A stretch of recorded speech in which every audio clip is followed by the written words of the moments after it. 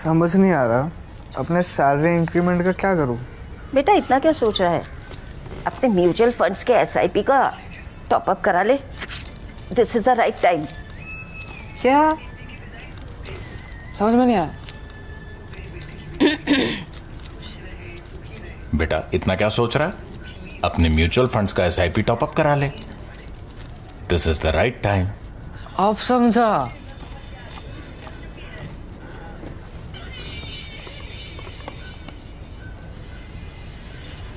Mutual fund investments are subject to market risks.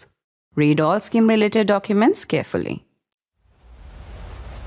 The US, which has made policies which has made it very difficult for new vaccines to be sold there. That's where we were going. With the aid being cut by Elon Musk, and thank God he's now gone. Children's lives are at stake here. Yeah. If they don't get the funding, you can't vaccinate these countries with all the childhood vaccines that they need to take.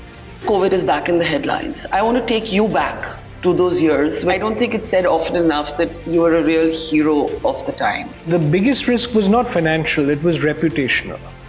Our credibility, my personal credibility was at stake. What does money mean to you? Look, you can't take whatever amount of money you have up to heaven when you die. You can give something to your children, they'll have plenty. If you have like a kind of unfinished dream. The ultimate dream is to have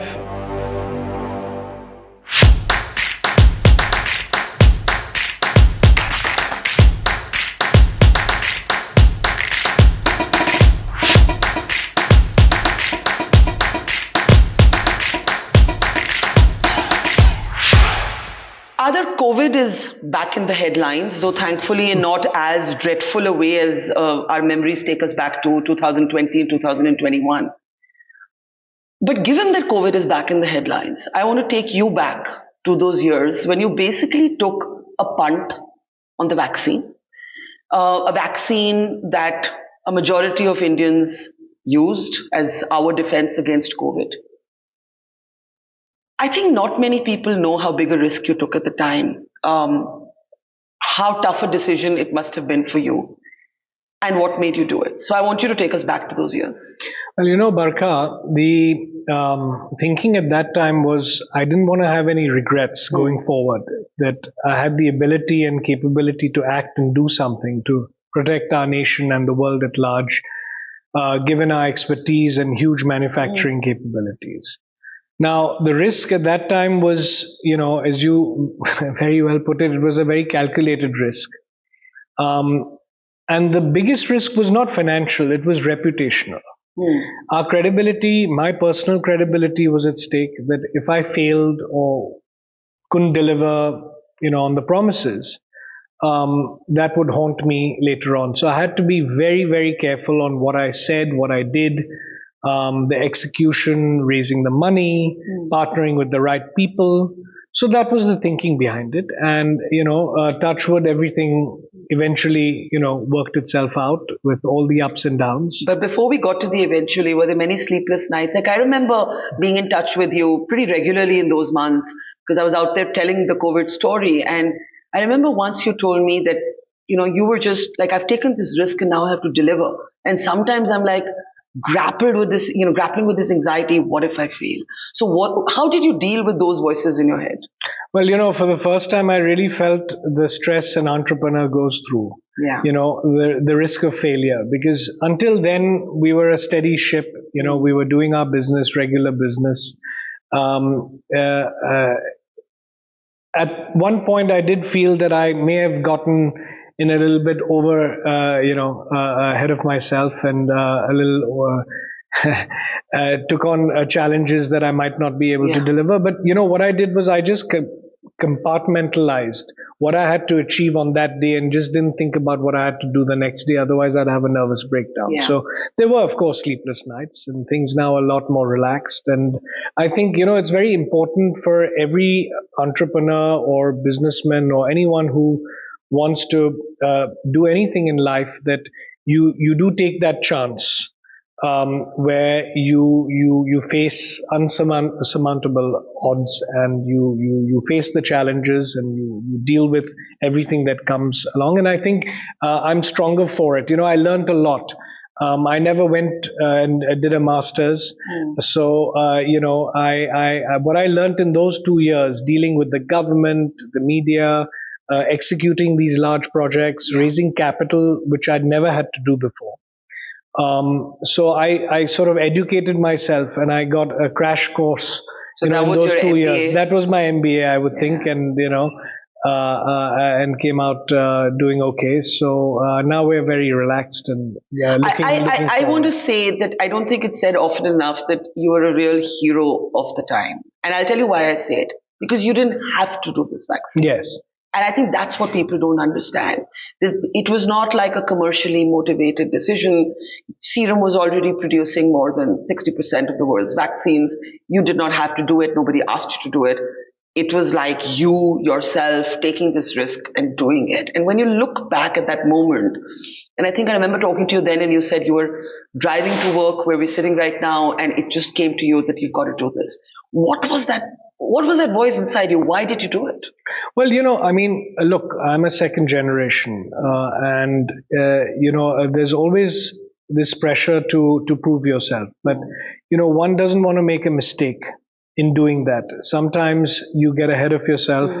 I just wanted to do what I thought was morally responsible, and as I said, this was my moment to try and perform and show that I'm not just sitting in a very comfortable position. The easiest thing for me was to just do nothing and just continue, as business as usual. But so that's what was How the did it turning change point.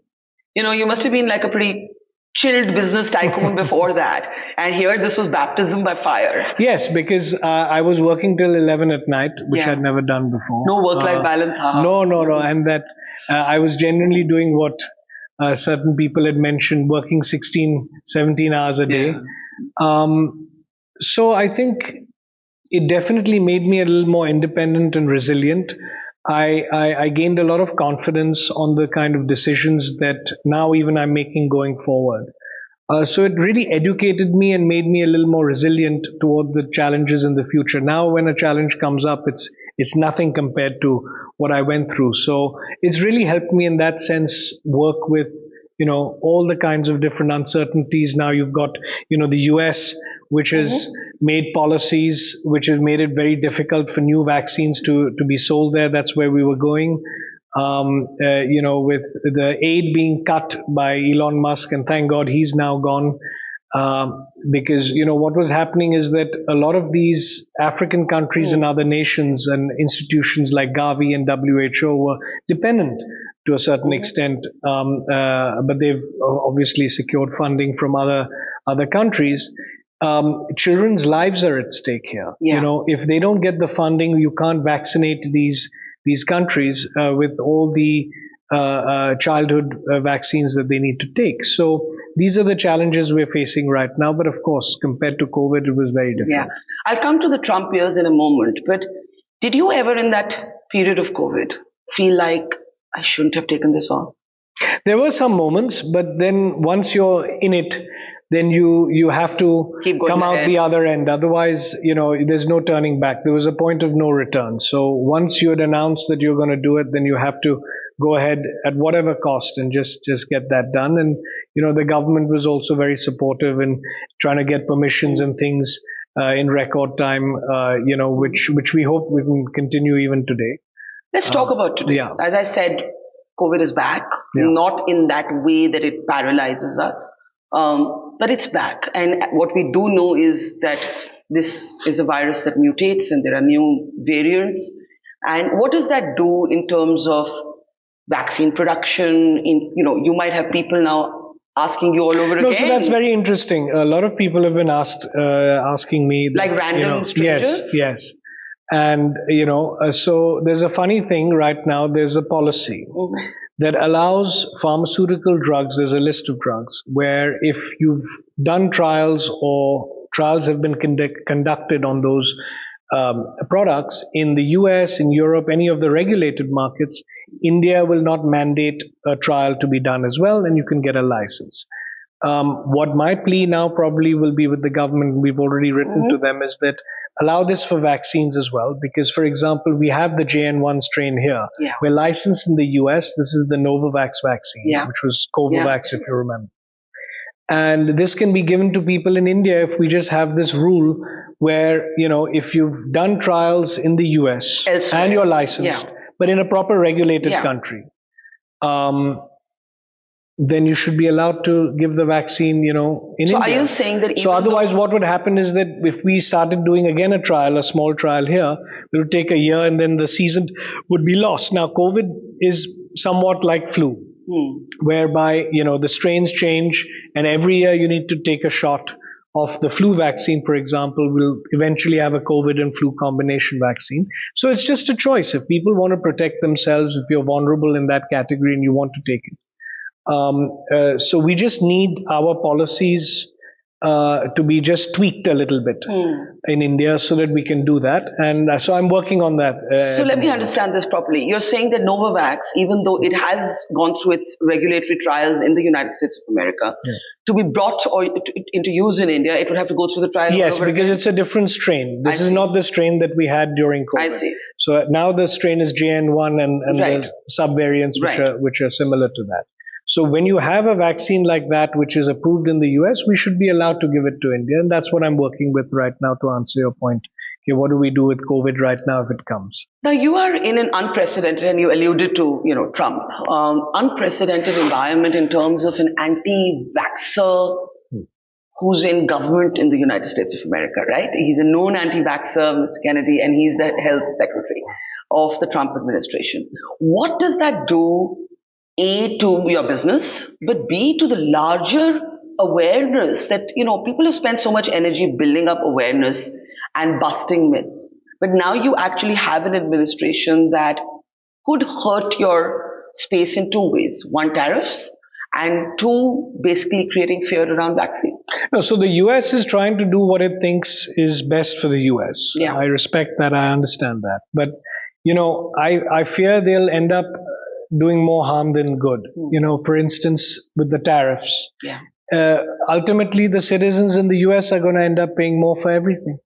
Because whichever companies are producing these products, whether it's pharmaceuticals or whatever else, they're not going to overnight be able to, US companies are not overnight going to be able to make it there. Even US companies today, there are, for example, the Apple example as well, that you can't just overnight shift production every sector to the US. So it's going to take time. I think tariffs is one issue, but these policies where now, for example, Mr. Kennedy has said that you have to do placebo trials, which means that you have to do vaccine trials in an arm where, the placebo arm gets nothing. Now, again, ethically to get that passed, it's very tricky because the ethics committees in these countries or any country would say that why are you depriving someone of a vaccine in one arm and the other. So placebo trials are very difficult. There's no need for it. If you want additional studies to be done to prove safety and efficacy, just do it. Especially on vaccines where, for example, there are measles cases in the United States. We have given, for example, dying of measles billions, in 2025. which is a joke. Billions of doses from our company and other companies have been provided to the world with no issues. These are just what I call artificial barriers to entry. So the US can significantly benefit with companies like us being able to provide vaccines and pharmaceutical products over there. So someone needs to relook at that. These were some of the markets that we were looking to go to now because, as you know, we're in 172 countries in Africa, India, South America, Asia. Europe and US, now is the next frontier for us to go to with our vaccines. Yeah. So, you mentioned you're in 170 countries, and I was reminded of the fact, and correct me if I have this number wrong, that when you got involved in the Serum Institute, you were 20? 21. 21. And Serum at that time was in about 40 countries, if I'm not. So you've actually grown this from 40 to 170, which is extraordinary. But as a 21-year-old kid, stepping into this universe I mean, what was that like? And did you always know that you were going to do this, or did you ever want to do something else? Well, it was always my father's dream for me to come back and work with him. In fact, that's why I didn't even go for a master's. As soon as I'd finished my bachelor's degree in the UK at 21, I came back and started working with Dad. And, initially I started in the marketing department and sales. So you had to come up the ranks? Yes, I mean, in a sense, I only became the CEO 10 years ago, in 2011. Well, now a little bit more than 10 years ago. But I'd already been working then for 10 years before I became CEO. But initially, just to share my journey, I was very interested in how we could sell our products, not only in India and widely have that distributed and penetrated in this very large country of ours, but also to grow our exports. Because I always found it's easier to grow and add countries abroad than just growing in one country. Back in the day, I remember going with my father for permissions and sitting outside bureaucrats' offices for 2 hours. I'd take a book just to read to pass the time between. Well, we didn't have, we weren't a very large group. We were just very small company. And I just found that a little bit, coming back from the UK and English educated, I found that a little monotonous. And I just felt that why not have a go at growing exports? And back in the day, unlike today, the bureaucrats are very good. They meet you, they take action, you get permissions, and the government of India is buying a lot of vaccines and focusing on health. Now, back in the day, 20 years ago, that wasn't the case. So I wanted to then export and grow countries there. And I found that very easy. Every year I'd come back with 4 or 5 countries where we could appoint distributors or have agents which would, sell to the governments. And then I realized that getting more of our products qualified in terms of quality and capacity was the key. So that's when, after 5-6 years of doing that and traveling around, I focused more of my time here at Serum trying to increase capacity and convincing my father to just increase capacity ahead of time. Because as the opportunities come, you don't want to be too late. Now, for example, even during COVID, we had built a lot of these capacities ahead of time. People thought I was crazy, just building more capacity. If I was a listed company and a CEO of a listed company spending so much on CapEx and other things, I would have probably been sacked, because there was no merit or logic that way to be able to explain and present why am I doing this. And you sold a facility to raise money. At that time we sold a facility in Prague. We went to Bill Gates and his foundation, who generously gave us an advance, and a lot of countries who gave us advances on our vaccines. But that was a unique time. So we could raise capital that way without selling a stake in Serum and losing, flexibility and things like that. So coming back to my journey, I focused then on understanding more of the science. So that was going to be my question. You did your bachelor's and you came back, right? How did you teach yourself the science and the medicine of it?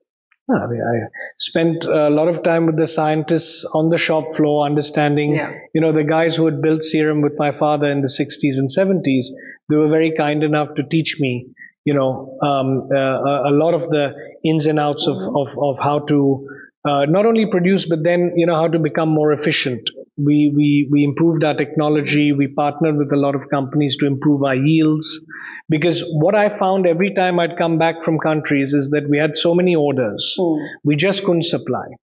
And that's what motivated me to get into looking into how can we increase the manufacturing, because I'd make commitments, that here we've got all these orders and now we can't supply. So that's how I learned the entire sort of automatically the whole part of, the manufacturing, the sales. And then of course it was all about getting permissions and licenses also. So that was, dealing with the government, and that was a third area that one needs to understand living in India. And I think, once the Modi government came in, certainly there were a lot of reforms and improvements made. And even today, when we bring up some issues, they look at it, and we've got some reforms that we've suggested also right now to the government. So now health is a priority also. Back in the day, it wasn't such a big spending. We would spend on defense or space or so many other priorities that our country has, and infrastructure also that's needed. So What's been the toughest thing of getting from that time to now for you personally? What's been the most difficult? And COVID, I don't mean COVID Yeah, because yeah. that was a black swan moment, so to speak. But like, what has been personally really difficult for you to learn or unlearn? Like sometimes in our lives we have to unlearn things, right? It's not even about learning. no, I think learning what not to do and saying no to the 90% of the proposals that come your Yeah. way is the Yeah. key here, because you don't want to waste your time getting on the wrong train. I think my earlier days was more about proving myself to not only the people here but also to the outside world that, look, this is not someone who's just inheriting some business from his father, but he's actually able to grow the business, make the right partnerships, get along with people, and earning that sort of respect over time Yeah. with a track record was important for me at that time. I think that was the most difficult part, because that credibility to build, it takes 20 years to do that. And I don't know if I still have that or not, but I still always keep that in the back of my mind, that that's very important. How many hours a day do you work, or is this a No, it contentious depends. question for No, this no, no, it depends. work-life balance It depends. debate? No, no, no. It totally depends. Now, look, a person on the shop floor has a shift of 7-8 hours. Yeah. But for someone who is at a leadership position or an executive director or a CEO, my day could be, it could be traveling somewhere to another country to Yeah. try and work out a small acquisition or a partnership. It could be dealing with, some manufacturing issues, getting some of our new facilities online. It could be looking at our, budgets of what we want to spend in capex and opex over the next few years. It could be a discussion on a new technology that we want to look at. That could take 2-3 hours to debate and Yeah. whether to get Yeah. into that or not. So it's a new day and a different day every day. There's no fixed schedule. I just take the work as it comes. People want to talk about their personal, issues. It could be anything. Are you a stern boss? Well, I mean,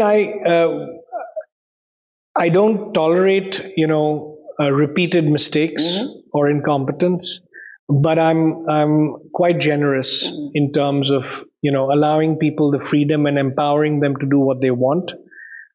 We have a very good culture where it's an open door sort of thing. Anyone can come and talk to me about anything. I give generous budgets for them to be able to, I don't nitpick at small things. You're not a micromanager? No. I mean, micromanager to a certain extent, which you have to be for certain things. But now we've come to such a size, and my father was a micromanager, and I learned that from him, and that was very important, because that's when you know everything what's going on. You don't want to just sit at the top. But now we've come to a size where it's not possible to micromanage. And it can run itself. So you have to empower people and allow them to also. Otherwise, it's very demotivating for people if every decision is just held at the top. But all important decisions, of course, are discussed in our main board and committee before taking it forward. How would you say your personality for Serum has been different from your dad's?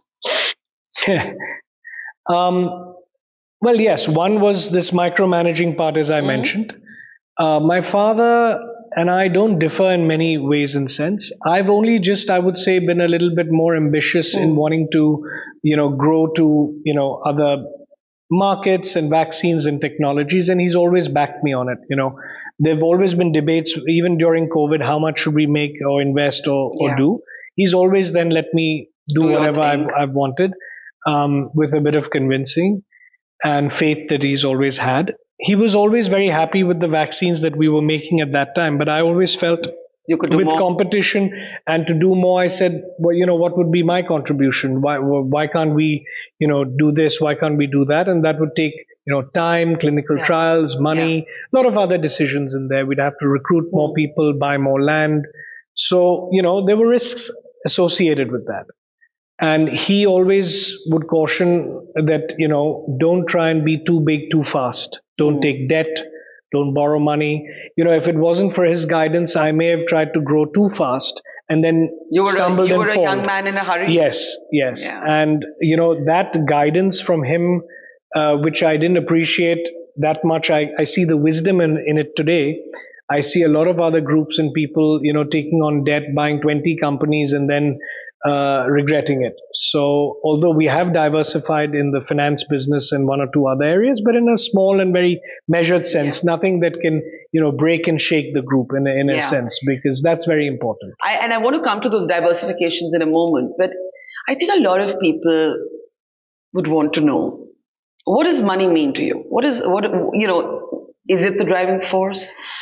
No, money for me, yes, of course, like everyone else, means you have a comfortable life.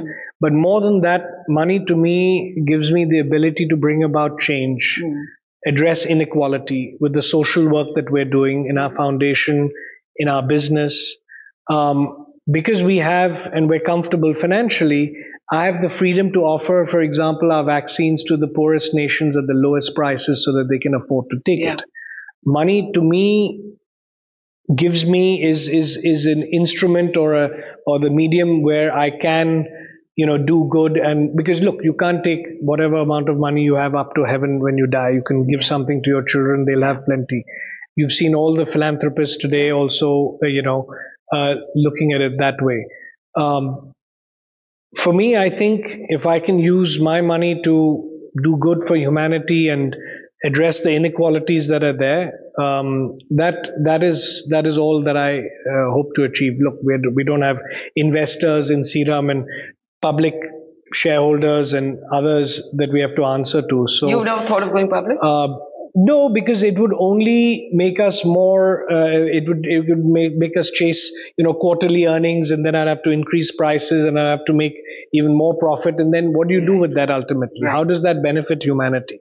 So Serum is run with a very, very sort of focus on what can we do for humanity and saving people's lives. Now we've got a finance business which is supposed to make profit and grow, which it is doing.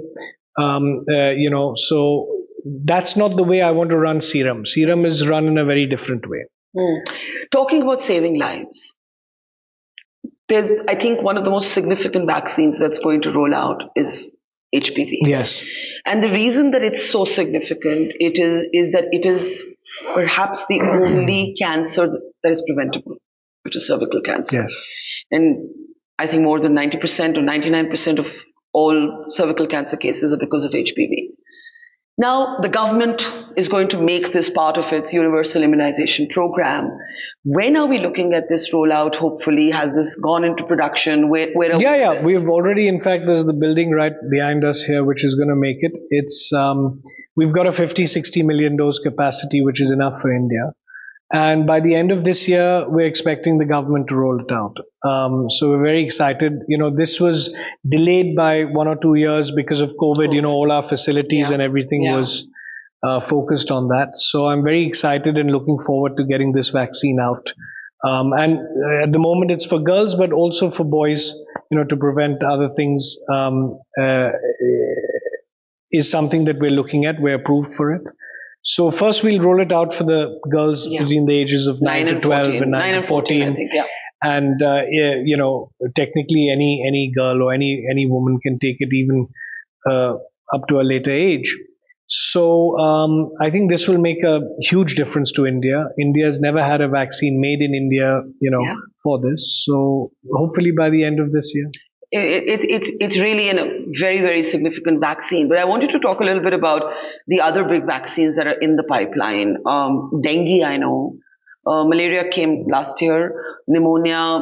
I think, tell us a little bit about what are the next big things that are on your mind. So with climate change and with economic development, what's happening is that you have a shift in the breeding patterns of mosquitoes. You see, when you have a lot of construction and economic development, especially in this part of the world, India, Asia, and all of that, you have construction sites, potholes, water bodies, which normally wouldn't have been there. So you see a lot of mosquito-borne diseases coming about in these areas. dengue, chikungunya, yellow fever. If you're going to Africa, yellow fever, you don't have it. So we've got these vaccines coming out. Malaria, we've already launched for Africa. So dengue in 2-3 years' time, chikungunya also in about 2 years' time, yellow fever next year. So I really I hate mosquitoes, and I felt that this is something that, and as you know, mosquitoes are the single largest killers of human beings as an animal, as a species. There's no animal on the planet that takes more human lives than mosquitoes. I didn't know that. Yeah. A little trivial detail there, but with all these diseases combined. So that's one. We've got these pneumonia vaccines, flu vaccines, and other respiratory type vaccines that we're coming about also for both children and the elderly. So it's just getting all these vaccines out there, completing their trials and license. That's the plan for the next 5 years. Amazing. But in the meantime, you have entered this completely new space of content. Almost a bit of my world. With your partnership with Karan Johar. What made you do it? Well, he's been an old friend of mine for 15, 20 years. And that's where I got to know him and connect with him. And that's why we're quite well aligned. So it was very easy for us to partner. It's not easy to just partner with anyone, especially if it's a 50-50 kind of relationship. The reason I did it was because I just felt that our ability to tell stories, what's happening in our nation, showing that to the world, even bringing about certain things that to light that would have been missed. He's very good at doing that. He's told a lot of emotional stories, as you can tell from his movies on family, on romance, on other issues. It's also a soft power in a sense. It gives you access and connects you to people that you wouldn't normally come across. But was it a personal decision for you or a business decision? I mean, it's personal and business. Now, how we can, utilize that to benefit our group also to take that forward, or just, tell the nation stories to the world. I think it's a very interesting space. And don't forget, today we're very underpenetrated in a sense in terms of our screens. If you look at what's happening with our data, I wouldn't be surprised if people are going to start watching films on I think that YouTube pay-per-view and other ways where the penetration in our country is only 10-15%. I don't know the future of halls, movie halls. I think that's so I'm talking screens. So traditionally there was theater, then became OTT as well as a combination, where we are at today. I think it'll further penetrate, in the rural areas, in these areas, and that's where the business can also do well. I mean, Dharma does quite well. I mean, look, you can have a few years where you might not do so well. It's all about having the right budgets for the films. You don't overspend. And if you do that, then I think you're okay. Are you hands-on with it, or you let Karan do most of the... No. Karan is got his total creative freedom, and that was our understanding, and that's why the partnership also worked, that I wouldn't interfere in that, of course. If I have some inputs, I'm sure he'll be happy to listen.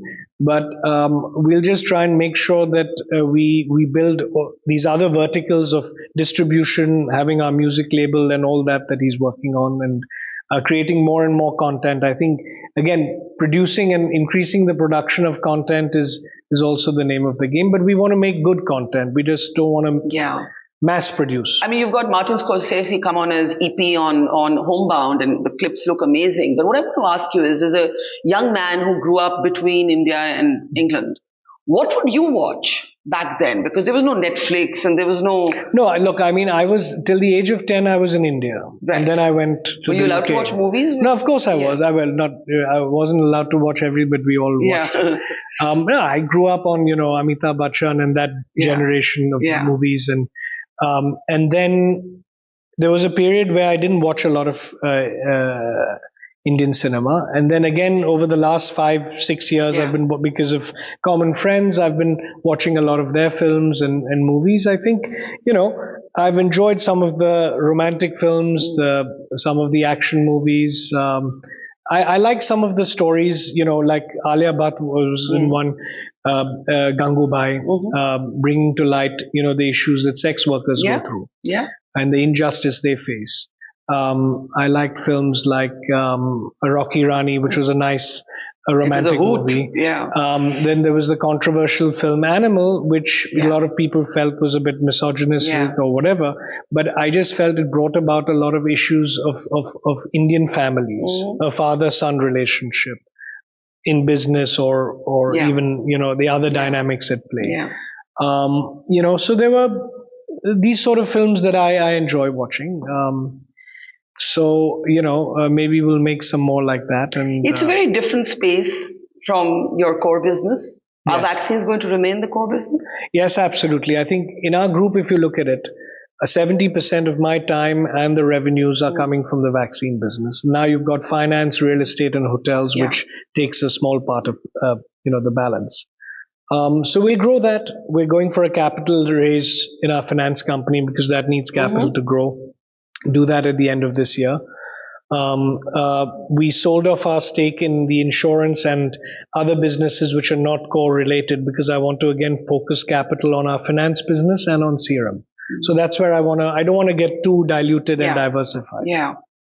Talking about vaccines, I mean, we spoke briefly about Trump and Mr. Kennedy, but there is an age of misinformation, disinformation when it comes to vaccines. You only have to look at X, which used to be Twitter, to see it. It's a very voluble anti-vaxxer, cabal, for lack of a better word. How do you counter that? Because, for example, you'll have a lot of Very loose talk. difficult. A lot of loose talk. Is there a connection between vaccines and heart attacks, or vaccines are doing this? And there's so much of it. There's so much noise around it. How do you deal with that? No, unfortunately, during the pandemic, social media and everything else that was going on didn't help because that really created a lot of and fear mongering and all yes. that. So now, over time, again, we have to slowly educate people, show them data, explain to them, show them what was happening. And I'll tell you what's happening automatically. Now, you see these measles cases, for instance, coming up in the US and other parts of the world. This clearly is showing and demonstrating the power of good the vaccines were doing. Diseases that were virtually eradicated in certain countries. When you reduce the vaccination rates, you see these diseases come back. It's showing that data and having trusted people that, the public trust who can speak on it, talk about it and, be more transparent in terms of what can happen and can't happen in terms of safety. And it's a very difficult challenge, but, this is something which will never end. It'll be an ongoing sort of eternal quarrel. Yeah. In terms of vaccine pricing, I know this has been, a pain point for you in the Indian context. Yes. Explain that to people because, when people look at a Serum Institute or they look at the pharma sector in general, there's a kind of stereotype that, these guys are just out to make big bucks. Yeah. But actually, when you break down the data, the vaccines, the prices at which vaccines are available in our country are amongst the cheapest in the world. No, absolutely. This is a very important point. Now, see, there was that controversy even during the pandemic. Yeah. Should it be 200 rupees, 300 rupees, 400 rupees? If you really look at where people are spending money today on consumer goods, on beauty, on clothes, on buying cars, phones, bikes, whatever it is, paying 400-500 rupees as opposed to say 200 rupees is not a significant increase. Now, what was the logic here? And even today, there's this battle where there's price capping, controlled by the government. Look, if you want a Pfizer, GSK, or a large company which can innovate, create, and make in India, instead of us just having to partner with the foreign institutes that create these molecules, you need this industry to thrive. Look at the IT or the auto industry, for example. Yeah. The average IT auto company, they're making $1 billion of profits per quarter. Our turnover, despite being the largest in the world, is just $1 billion. And how does that compare to international? A Pfizer or GSK is 100 times that, 50 times that. So now, if I want to spend $400-500 million to create a new molecule for a vaccine for TB or something like that, where do I get the money? My profit is some $150, $200, $300 million. That's not enough for even one product. Now, for example, our malaria vaccine, we funded, over 5 years and manage that way to go through the clinical trials, spend on the capex and all of that. And you look at even our pharmaceutical companies in India, we're 1/10 the size of the larger ones. Now, partly that's due to our ability to be able to innovate and create. Now, India has the best talent, hardworking people. Our costs in all other infrastructure are quite low. Yeah. All we need is the ability to price our products in a way which is fair. Yeah. Make enough profits so that it can be replowed. Now, what are we going to do with the profits? I can't take it out or take it up to heaven. Yeah. What am I going to do? I'm going to make more vaccines That's with right. it. So when people say, oh, you're going to make more money, what am I going to do with it? With that profits, I'm making new vaccines to protect you only. What am I going to do with it? So have you had any luck So convincing we have to regulators of this? educate and look, if we are to have an even-handed kind of thing from the government's point of view, Yeah. what is the government's job? The mandate is to protect the people from unfair pricing and exploitation. Yeah. I'm fully on board with that. I'm the poster boy for that. I've reduced prices of vaccines globally for the last 10, 20 years, and my father has been doing it for 60 years. So what am I saying? A fair pricing model where every day we're given notices to reduce our prices, in fact. So on one side, if we want to make in India and create in India and innovate in India, how do we do that? So there has to be a fair pricing sort of arrangement done where the government is protecting the people's interests, where the common man is not being exploited, and the companies and businesses can grow, create more employment, more innovation, and all of that. So this balance needs to be looked at, and this is where we'll have to engage with the government also to do that. And I'm sure they'll come with a reasonable balance on that. Now, COVID was your big punt, but if you have like a kind of unfinished dream, and I don't mean the sort of vaccines that you've already chronicled that you're working on, what's like is there like a part of you that... The ultimate dream is to have, at whatever cost and effort, a vaccine to prevent TB and HIV. These are the two big ones where there's been no solution to. I mean, look, cancer, yes, ideally, but I don't know if a vaccine can help with other types of cancers and treatments. But I think TB and HIV, if there could be a good, effective vaccine for that, that is really the ultimate dream. I don't know if in my lifetime it'll happen. Maybe my children, if they take over and can manage all this, maybe in their lifetime. So let's see. Will the children take over? Well, I hope so. My older one already comes here, and oh, really? He's understanding slowly, like I used to as a teenager. He's 15? He's 15. So whenever in his holidays he gets time away from just mugging, which is what's happening in the schools everywhere. I try and expose him to the realities of life. But I think what they go through in their educational phase is very important also, their interaction and social skills that develops, at that age. And, probably in his early 20s, like I started, he'll probably get into working here. And, is there a dream outside of the vaccine universe? Well, I mean, look, he has the freedom to do whatever else he wants. I mean, I'd be happy if he wants to. And he's got certain entrepreneurial aspirations to do things in AI and some other stuff. Let's see, maybe we can help him with that. But ultimately, look, I mean, I'm not going to retire at least for 20 years. So they've got 20 years to figure out what they want to do, and hopefully they'll take over as well and continue this legacy. Finally, what would you tell that 20-year self today? What did life teach you? I think I probably would tell my 20-year-old self not to have done a few of the other things that I wanted to experiment with and do, which only distracted and delayed me from my ultimate goal and focus. But, it's very hard to say that in hindsight, because your perspective on life when you're much younger, you want to prove yourself, you want to do certain other things that you think will definitely work. There were so many things, other businesses that you tried to start or do or whatever. Right. So there are these small sort of setbacks or failures, but I think that teaches you also. So I don't have regrets on that. Is there anything you regret? No, it's tough to say, isn't it? Because at that time, your perspective is different. Right. Some people get married later, earlier. I got married when I was 26. I think that was, some people would say, why did you get married too early? But I chose to get married because I wanted to have my family and get that part sort of settled and out of the way. So I don't regret that, certainly, because I wouldn't have, my children, my wife, all that, what I have today. No, it's tough to say. I don't regret anything. Maybe I would have taken a few different calls and decisions. But again, as I said, it's perspective, is what you know at that time. So going back in time today with what I know is impossible to have So let's go forward. Let's go forward in time before we close this conversation. You said at least another 20 years. I would say more.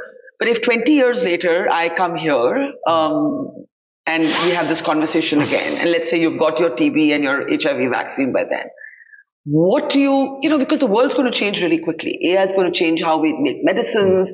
So much is going to change. Like, we literally have no idea what's coming. Where do you see your life 20 years from now?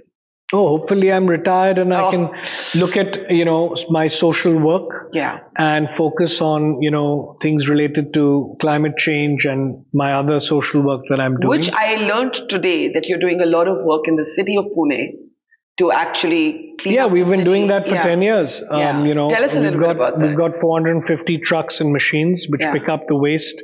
There's even an app where, if you take a photo of some garbage lying around, they'll come and pick it up. So it's, that's one area, and we've got our schools, charitable hospital. We're trying to do as much as we can for orphans, where we are housing and taking care of their living. I'd much rather have my children take over my business and do all of that. So when you have all this free time, what is it that you want to do with it? No, as I said, I enjoy traveling. Doing my social work, going on holidays.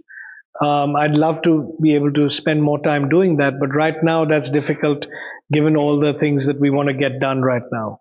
Well, I'll just say that again, that you were a real hero of the COVID sort of phase. And all of this, to think that an HPV vaccine is going to roll out and, also, as you mentioned, work in the tuberculosis and HIV space. This is also significant. It's a real legacy. Thank you so much, Adar. Pleasure talking to you.